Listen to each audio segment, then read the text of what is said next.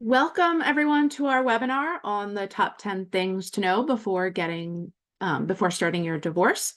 We will wait about a minute for some people to join. I'm seeing some join now. In the meantime, we want to thank everyone for you taking time out of your day to come and join us and learn more about what there is to know about divorce, setting expectations, really having a financial game plan. We believe strongly that being prepared and having education around this process makes everything go more smoothly. So you're joining today hopefully will make that process go a little bit better for you, and we hope to share that information. To get started, I am the head of marketing for divorce.com. Divorce.com is an all-in-one online platform. We help people go through the entire divorce process so that you have help getting your paperwork generated, you have guidance along the way. We will file the paperwork with the courts, and if there's any issues along the way, we have mediation services. Our main mission at divorce.com is to help this whole process go more smoothly and be more affordable than the traditional way of divorce. We'll get into later why that affordability is an important piece of your financial game plan. But I'm so excited to be joined today by the financial team from Somerset Advisory. We've got Lauren Pearson and Emily Lassiter.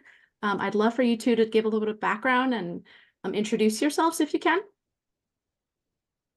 Sure. I'm Lauren Pearson, and I've been practicing wealth management for 18 years. I started in a large wirehouse firm, and then went into the registered investment advisory space in 2016. So it's been fun to build a team alongside Emily, and we are a research-based practice. So we look at various groups of our clients where we may be able to serve them in a more meaningful way. And one of those areas are women and families. And so that is something that really has our hearts. And then, a subset of that are people going through divorce. And we've just learned so much through our case studies because, we do financial planning. Now we've done it hundreds and hundreds of times for various families. And so we've learned some things along the way. So Emily, I don't know if you want to go ahead. So I'm Emily Lassiter, and I am also an advisor at Somerset. And I joined Lauren almost 5 years ago. I'm coming up on my 5th anniversary at Somerset, and I practiced law for about 15 years before that. And then after losing my spouse in an accident, took a few years off and decided to change careers because this was something that I just really felt very passionate about. I had a trusted advisor who happened to be my dad, but he walked me through the transition from going from a dual income to a single income and walking through the process of how to become the head of household financially. And yeah, there were some things that are different than a divorce, but like I have a real heart for that, for like walking through what that means on a real technical basis, but also just on the emotional side of it as well, and having a trusted partner. So this is something that's near and dear to both of mine and Lauren's professional goals too. We want to do this well, and we love serving clients in divorce, and hopefully we learn something new every time and just get better and better at doing it. And so today we're excited to share a few things that we've learned along the way. Yeah, and we're so lucky to have you. When we first met and you were sharing some of these tips, I was like, oh my goodness, our audience would love to hear more about this. And it's going to be very helpful, hopefully, for everyone who's listening and those of you who listen after the fact, because it can be a complex process and sometimes an overwhelming process to get started in the divorce. And we're here to try to give you some tips and hopefully make you feel like you can do this and you are supported, and we ultimately want you to feel like you are empowered. That's going to be a theme you'll hear as we go through the tips. A little bit of housekeeping before we get started. We have a Q&A section at the end of the webinar. We encourage everyone to use that Q&A section. It's at the bottom of your Zoom. Just drop in questions as they come along. We cannot give legal advice, so just be mindful of that as you're putting your questions in. But we want to hear what you have to ask us, and hopefully we'll have time to address that. And with that, I will hand it off to the Somerset team to go through the top 10 things. Yes. And Nicole, thank you so much for having us. I mean, we have loved dreaming about this podcast with your webinar and really thinking about the things that we could say. And so it was honestly kind of hard to make a list. There's a million things we could talk about today, but our first tip, and this is, Emily and I are just going to kind of like go back and forth, and there will be some things that come up that might be interesting. And then please, it makes a more interesting conversation if you do, ask us questions. So we would love that. The first thing that, and this is just if you're considering divorce, those of you who are in the process of divorce, it really, what you'll find a lot of times is that attorneys will kind of encourage you to settle. And there's lots of reasons to do that. But I think some of it's such an emotional process. A lot of the times there's a lot of things that you're kind of working through. And one of the things, if you could frame kind of thinking about the things that you want or your contribution, the equity in the relationship rather than this disparities. And I'll give you like a quick example. So let's say spouse number one has, you get married, you fall in love, you get married, everyone starts out in their career, you have your first child, you're still kind of working. Second child, somebody decides to make the very important decision to stay at home. And it goes into, and it's a very sort of equal process at that point. But then over time, the first spouse starts making more money, you're spending more time in the home. And then there's this like financial disparity created. And a lot of times what we see in divorce is like, well, I sacrificed my career. And like, if you were to ever get like to the point of going to court, the judges, that will not be as meaningful to the court most of the time as it is to you. And so I just think that it's more important to think about, okay, how did I equitably contribute to the home? Because a lot of laws in a lot of states, and again, we're not giving legal advice. We don't know you, we don't know your situation, but like a lot of states, they're really driving to be towards equity or being equitable. So it's good for you to be in that same mindset. Because really, it's not about winning or losing. It's about finding a fair and equitable outcome for both sides. Mm-hmm. And oftentimes we see that with a judge because, the judge is looking at this not from an emotional perspective, right? They've maybe become a little desensitized to all of that, but they're looking at this like, how can I make an equitable division of these assets, or a mediator even? I mean, either way, if you're in that setting, that's what they're looking at. And sometimes you realize that by focusing too much on it being fair, you're bringing emotion into that, which is then distracting and then takes away from your negotiating skills. So like the judge likes to see that you're coming in and you also have that mindset, or the mediator too. I mean, they're looking at both sides of the party and also sort of reading the emotion that's brought to the table. And I mean, that's just something we've seen time and time again. And so to be able to come in with more of like, I'm also looking for equity here, I just think in the long run, it works out better for all the parties, and it helps the judge or the mediator or your spouse if you're just negotiating with one another. It evens the playing field and helps that go more smoothly. Yeah, one thing I'll say on our end, we see as people shift their mindset to that, it ends up taking the whole process less time, and usually people reduce the costs, because if you're going to dig your heels in and be emotional, that tends to drag things out and eventually be more costly. So, from a financial standpoint, that's something to keep in mind too. Yeah. And I mean, I think that's a great lead into tip number 2, which is to be your own advocate and your family's. And a lot of that has to do with your mindset, right? You have to get it in your mind that now I need to advocate for them, and despite the fact that this is a huge emotional burden, but to like get the mindset that, okay, now I'm looking for equity, and I do have good instincts. I think because the emotion of it is so high, that what we find our clients oftentimes begin second guessing their instincts, right? And or they want to put their head in the sand because it's just too hard to think about.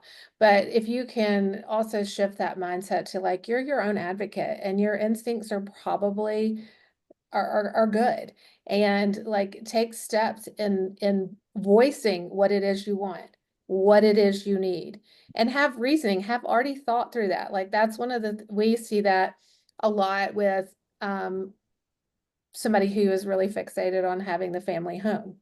It's that that feels like an emotional piece of the puzzle, but it's not always the best solution in a split. So, like you might give up other assets that could be really valuable to you long term so that you can keep the home.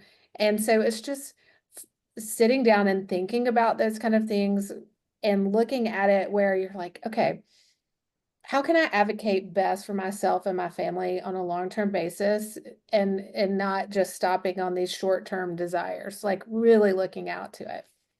Mhm. Yeah, that, and going into tip number 3, you are not alone. So if you feel like, let's go back at the first two, shifting your mindset towards what's equitable, being your own advocate, that might seem a little daunting if you're trying to do it on your own. But if you're looking at, you know, you need to build a team that can help advocate for you. So it's like divorce.com has tons of resources. And if you're looking at, what we do, we're a comprehensive wealth management firm at Somerset Advisory. And so we help like shepherd every step of the way from a financial standpoint. And let's think about some of the people you might need on your team, right?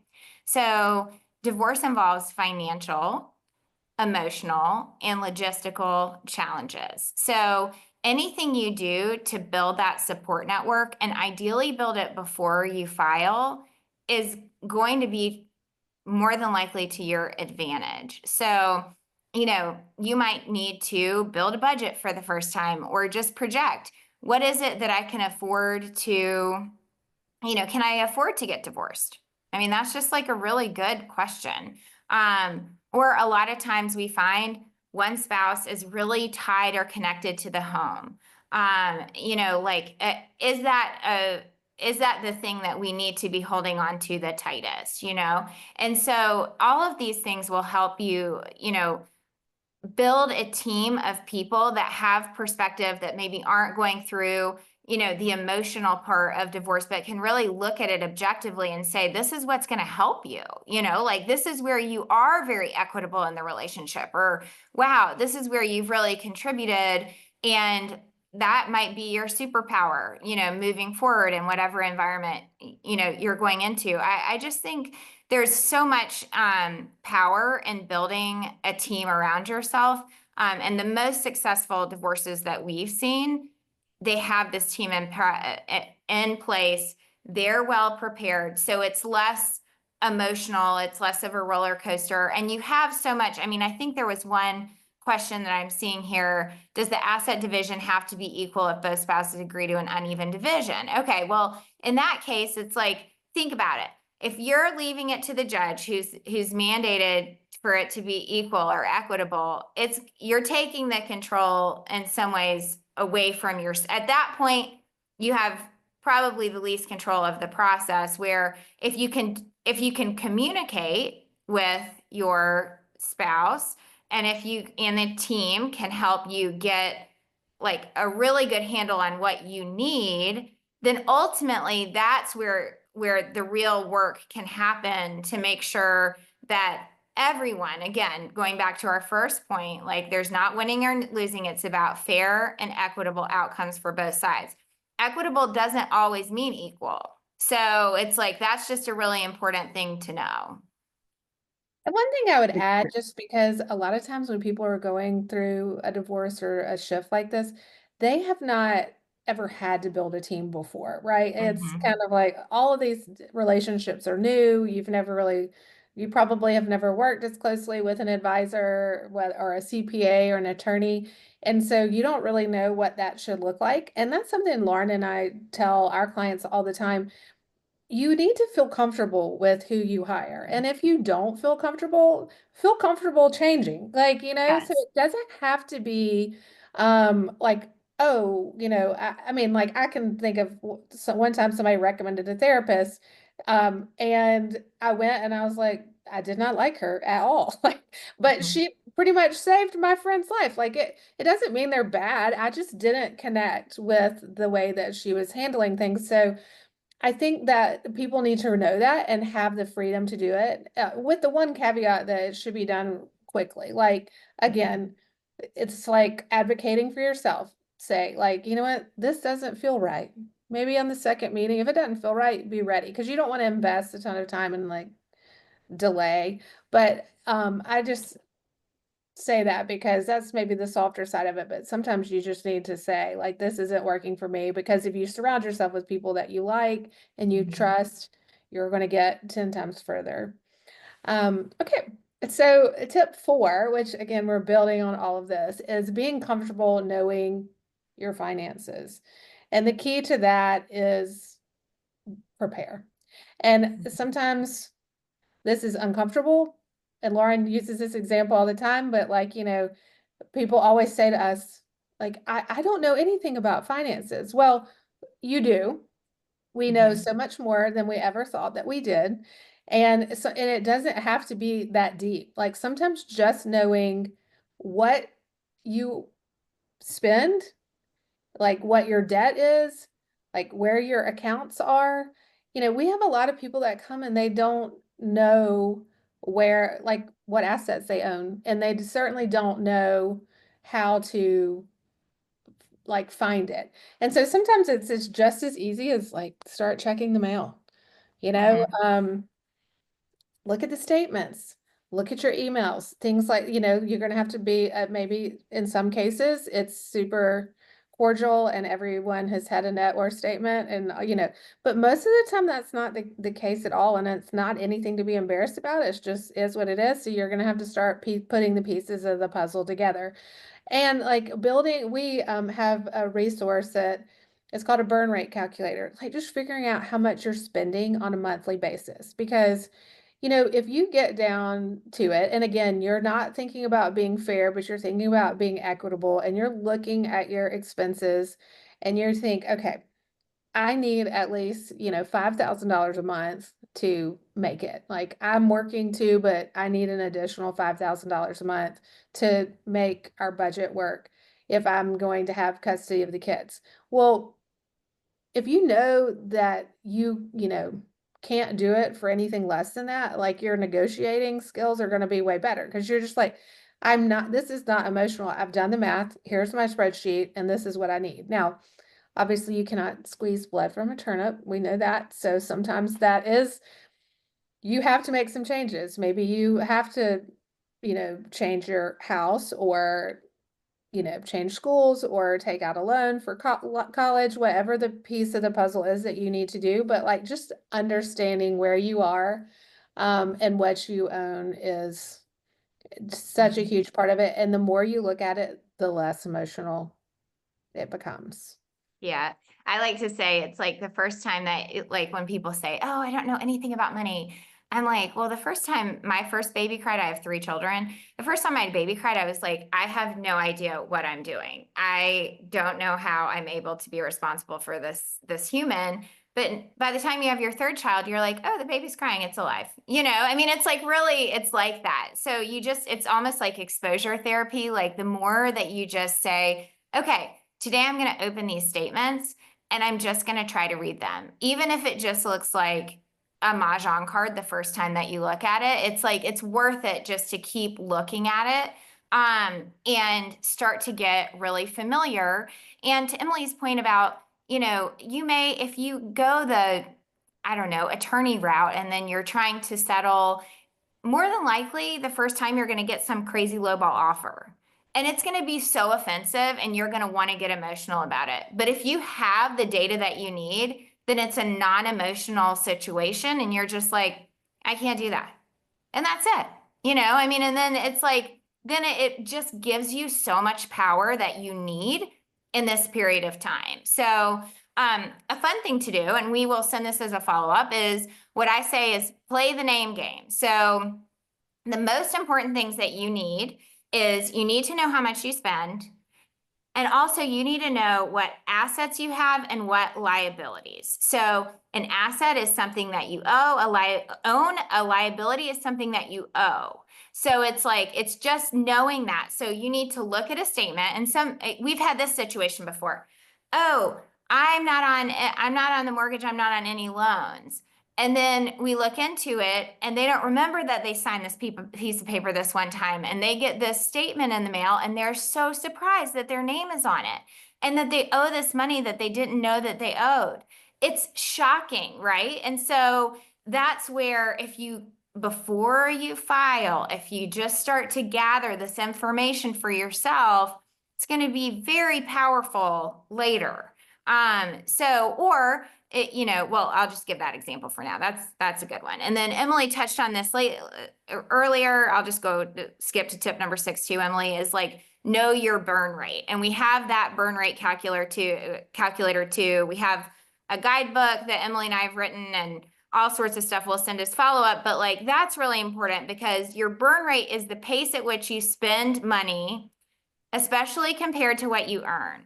So it's like, what is it that you actually need? And this is another tough one. And sometimes people walk out and they're like, oh, wait, I don't want to get divorced. It's like, do you want the life or the lifestyle? Because a lot of times those two things are going to look a little bit different after you get divorced. And that's okay, right? Because you're making a really important decision for yourself and for your health or whatever it is.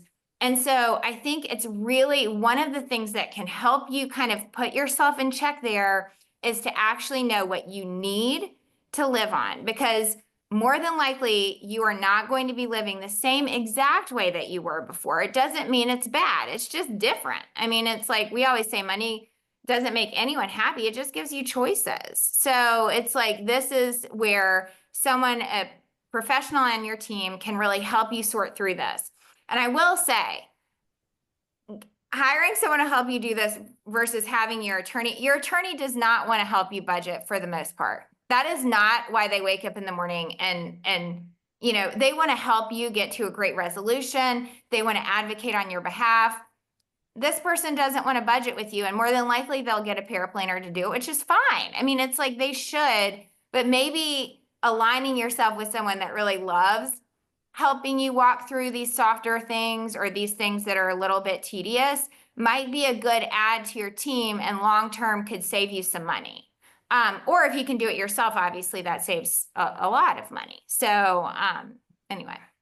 I was talking yesterday to an attorney that specializes in mediating divorces, and she really went through her journey and basically said she realized that like divorces that made it to court, she just decided she was never going to do it again. Like it just was too hard. And if she could get the clients to go through mediation or use like divorce.com, do something outside, and then do a lot of the things on their own. She was just saying like what a better outcome came of that.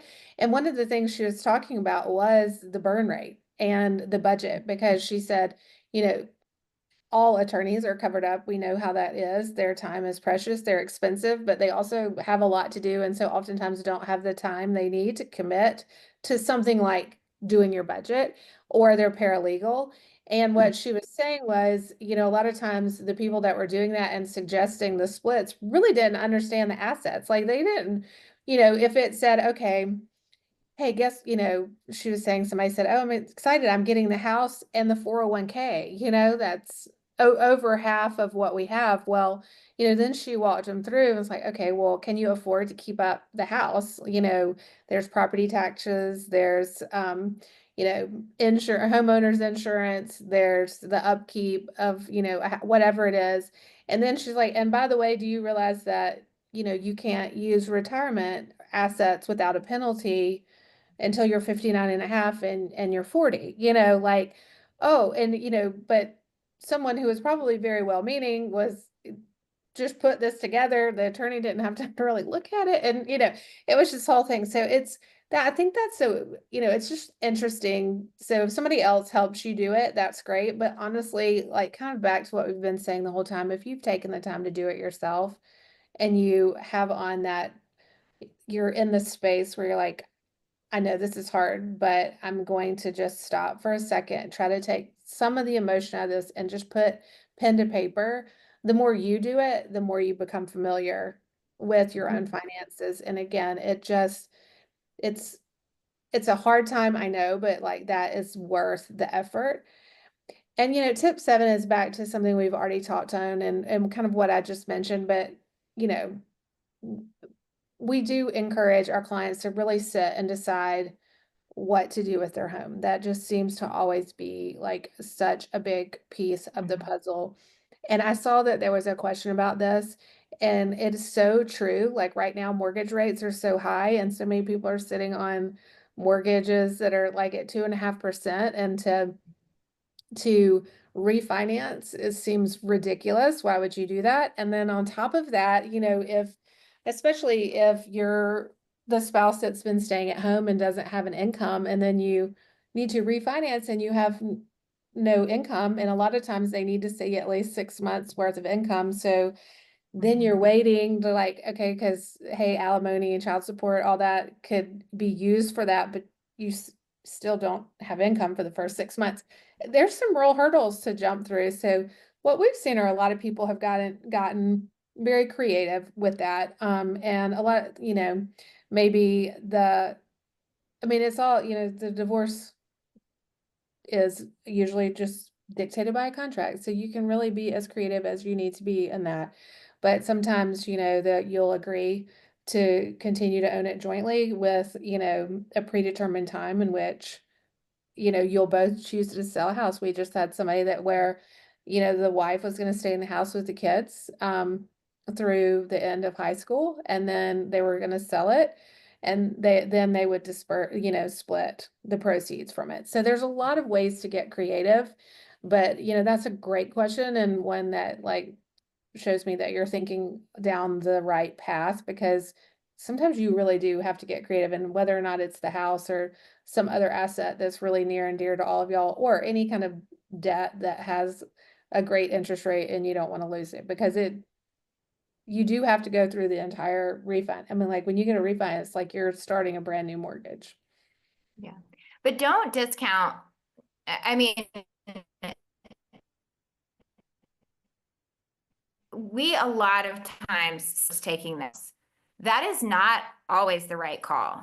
I mean, if you're thinking, am I still on?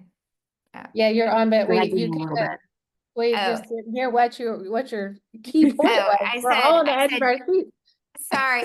I said, just a lot of times we see one spouse being pushed towards taking or negotiating for the home. That's not always the right call. And like, I think a better place for everyone going into divorce is all assets are the same, whether it's retirement, cash accounts, house, like the less emotional ties that you can have to certain assets, the more powerful negotiator you really are in this case. I don't like seeing one spouse tied to a house. It feels like they're starting with a leg down in a negotiation that's usually unnecessary. It may be that the best thing is to just let the house go. I don't know anyone's individual situation on here, but it just might be this. And so if you can let your mind do that, and honestly, I think that's something that every single person who's on this call or who you're encouraging to go through, is going through this process because they're unhappy, really think about this, because we have analytics and software that projects out for the rest of your life.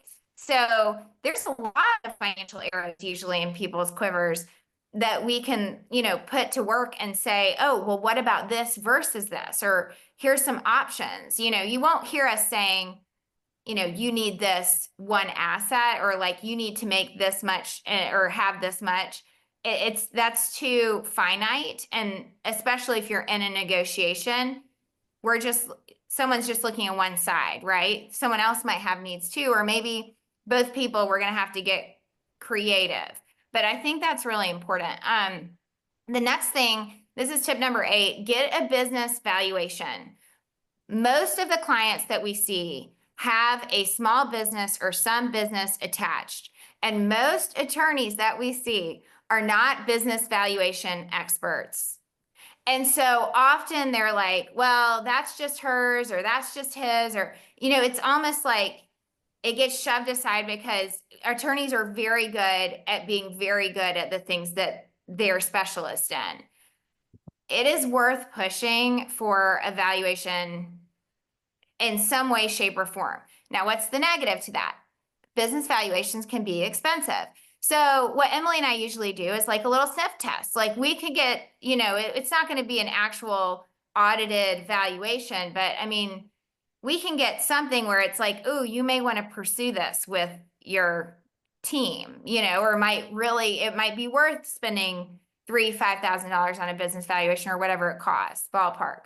But that's where usually there's like a real imbalance. I'm trying to think about where are the imbalances that we frequently see in power when we're looking at a negotiation. That is a big one. Being tied to the house, like we talked about, discounting a business valuation. We really want you to pause there. The pause gives you some power. So it's like, if you can pause there, that is a big deal. And don't, like work with experts to understand the business's true worth and just don't guess. And then it ensures the business is fairly divided without jeopardizing its future operations. So, yeah. Yeah, and I think that would just be one of those places too where you need to trust your instincts. If you feel like that business is being undervalued in the divorce, be willing to go that extra step. It is worth it. And that's where we see, I mean, I've had divorce attorneys tell me that they just don't deal with it because it's expensive and complicated and they don't think it's worth it. And a lot of times it is like the make or break of the situation, and it's worth pushing into if your instincts say that it's something that you need to push into. And I'm seeing a lot of questions about the house, so I love that. I'll just touch on this before we get into estate planning, is that you can, in a divorce decree, you can finalize the divorce with an agreement to sell the home in the future. You can do that. So that is something that can be an option there. But also, the question about like the wife not really wanting to move, but like based on the facts that you gave, it seems like that's it's going to happen anyway. And so generally, if you're working with a mediator on that, if you're trying to do, discussing with one another, like what it is, it seems like those facts would lend itself to just saying, hey, it's time to sell and we can use the equity to like both start fresh. But sometimes it just takes everybody a little while to get there. But, with the set of facts that, you put in the chat, I can see that like, if the house is your main asset and it could potentially go into foreclosure, especially if she were to try to buy it out, or if you were trying to support yourself in an apartment and keep the house. It seems like from a negotiating standpoint, that's going to be something that should just fall right into place over time, even if it is hard emotionally to get there. Usually people get there because it's just the facts just are what they are and you have to get there. And then And go ahead. wait, let me just say, because we're getting a lot about houses and business valuations.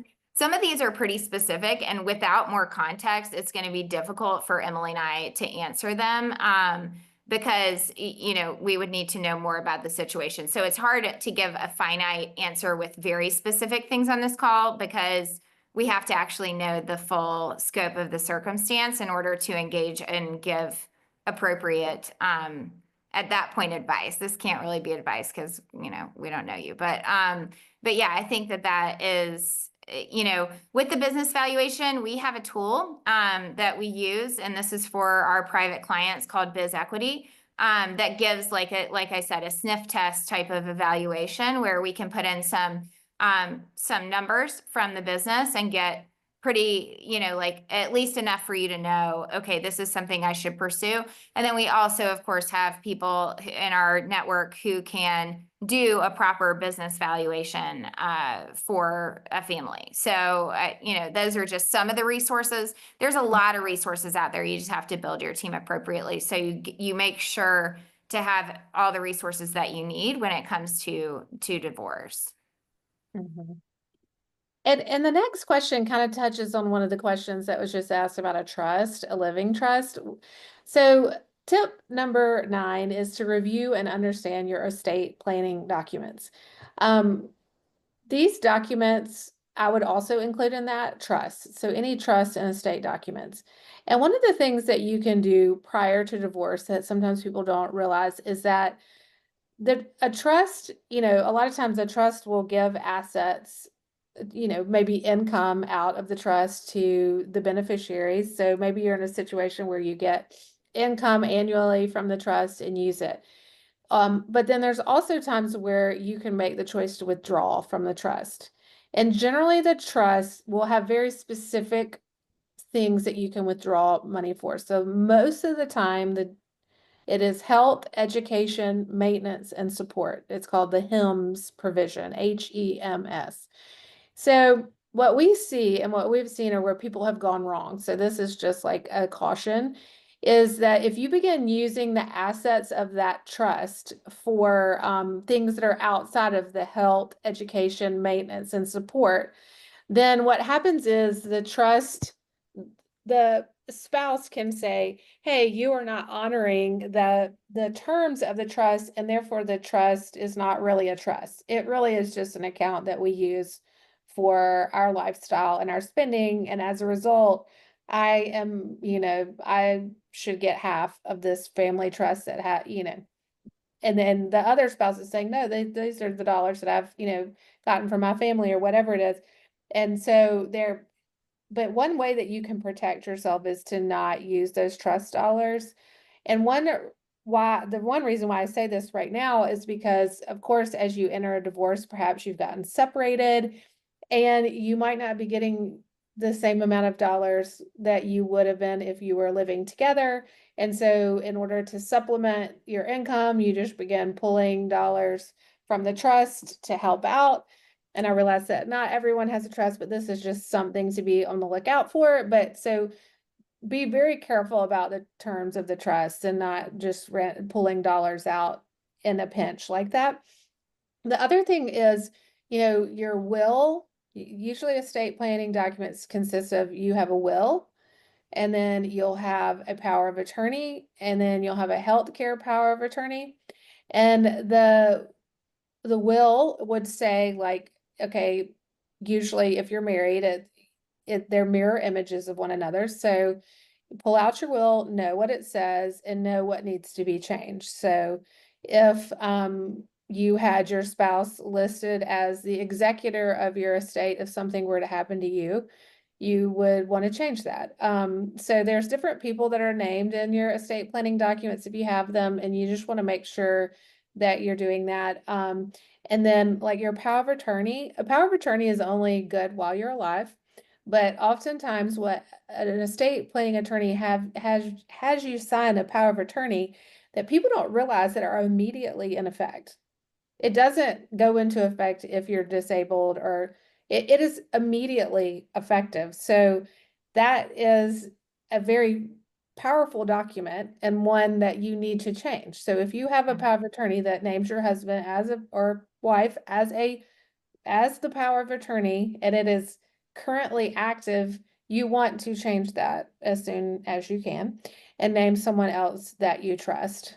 Another thing to look at, like on life insurance or your 401k, all those assets go by who you've named as a beneficiary. So if you have named your spouse as the beneficiary, you can't, in most states, spouses are entitled to a certain portion of your retirement account. However, as soon as the divorce is done and you are no longer married, you need to make sure that you go ahead and change that. But that same rule does not apply to life insurance. You could change if you have a life insurance policy that names your spouse as a beneficiary.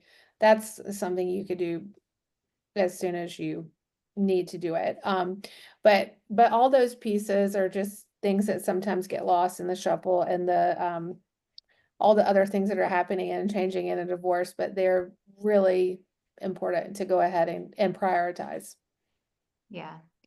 Uh, and I would say too, like a lot of times too, and this is with estate planning, so we can take off our divorce hat for 1 second. Anytime you're working with an attorney, a lot of times there's confusion about the scope of work of the attorney. So once you go and you file, there will be steps of implementation afterwards. Not all of those are going to be taken care of by your attorney, which is why it's good, again, to build your team, because you need to know exactly what at that point, it becomes a lot of little administrative steps. And some of them are very particular and need to be done either quickly or in a certain order, or you got to get these forms signed. So you want someone, if that's not your skill set, you want someone on your team who is, because that execution, sometimes we hear people say, well, my attorney didn't do all this. Well, they're really not supposed to, so it's like, we would say that's not really, in our opinion, their job. And so like, let's find you someone, or a lot of times we will work through those steps with our clients going through a divorce just to make sure it's all done.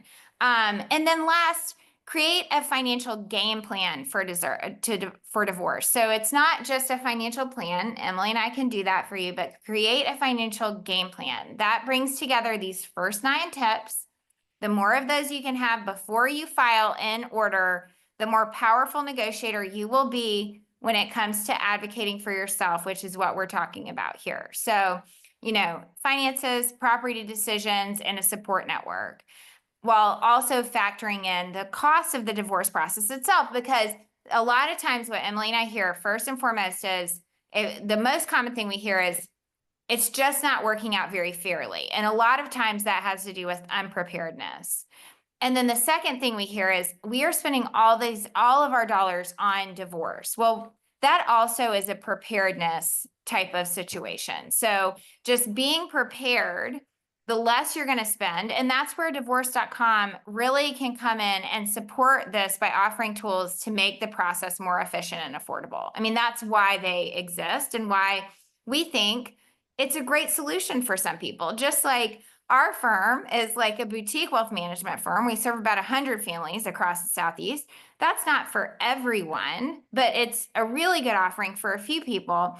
But we have other offerings for more people. Divorce.com has filled that gap of like, okay, this is an offering for a lot of people, or at least can help you with the resourcing. So anyway, that's why we've liked working with them, because we think this really could be a good choice for some people. Likewise, we have really enjoyed working with your team as well. And it sounds like you all have a lot of resources. So we're getting closer to the end of the webinar now. We actually did the Q&A as we went throughout. So I don't think we need to have dedicated time for that.